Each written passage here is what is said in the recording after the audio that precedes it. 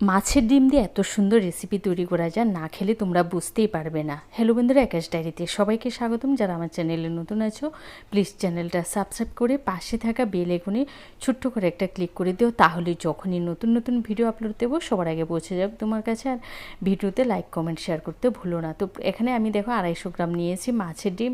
এবার দিয়েছি চালের গুঁড়া, আর দিয়েছি নুন, হলুদ, লঙ্কা কুচি, পেঁয়াজ কুচি, এগুলোকে দিয়ে বেশ ভালো করে মেখে তারপরে আমি বড়াগুলো ভেজে নেব। দেখো এখানে কিন্তু চালের গুঁড়াটা একদমই কম দেবে, বেশি কিন্তু দিলে বড়াটা কিন্তু শক্ত হয়ে যাবে। আর চালের গুঁড়াটা দিলে খুব সুন্দর একটা বাইন্ডিংও আসবে। এবার দেখো ভালো করে আমি কিন্তু এই মিশ্রণটাকে করে নিয়েছি, একদম সুন্দর করে তোমরা মেখে নেবে।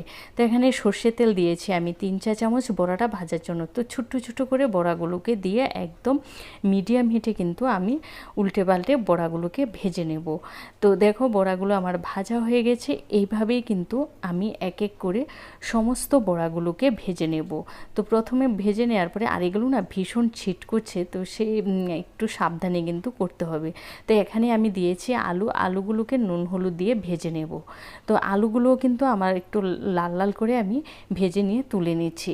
আবারও ওই পাত্রে আমি দিয়েছি 4 চামচ সর্ষের তেল দিয়ে একে একে দিয়েছি তেজপাতা, এলাচ, লবঙ্গ, দারচিনি, আর দিয়েছি 1/2 চা চামচ জিরা দেওয়ার পরে 30 সেকেন্ড ভেজে নেব একটা সুগন্ধি আসা পর্যন্ত।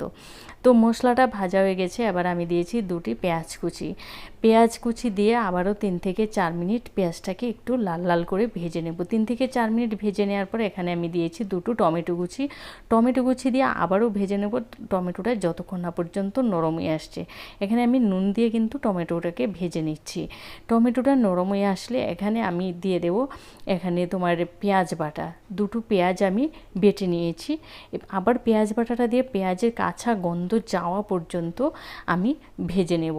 পেঁয়াজের কাঁচা গন্ধটা যখন চলে গেছে তখন আমি এখানে দিয়ে দিচ্ছি টমেটো পেস্ট। এখানে একটা টমেটো আমি পেস্ট করে নিয়েছি। তো টমেটো পেস্টটারও যতক্ষণ না পর্যন্ত কাঁচা গন্ধটা যাচ্ছে আমি ঠিক ততক্ষণ পর্যন্তই কিন্তু ভেজে নেব, একদম মিডিয়াম হিটে। এবার টমেটো পেস্টটা ভেজে নেওয়ার পর এখানে আমি দিয়ে দেব রসুন বাটা দিয়েছি আমি 1 চা চামচ দিয়ে আবারও রসুন বাটাটাকেও ভেজে নেব কাঁচা গন্ধ যাওয়া পর্যন্ত।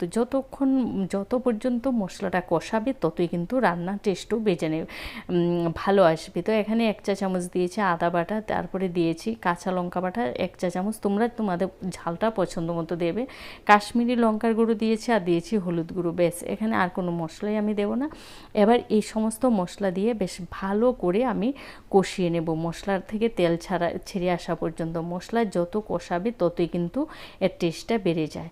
মশলা থেকে তেল ছেড়ে আসার পর আমি এখানে যে ভেজে রেখেছি আলুগুলো, সেই আলুগুলোকে দিয়ে আবারও আমি ভেজে নেব 2 থেকে 3 মিনিটে পর্যন্ত।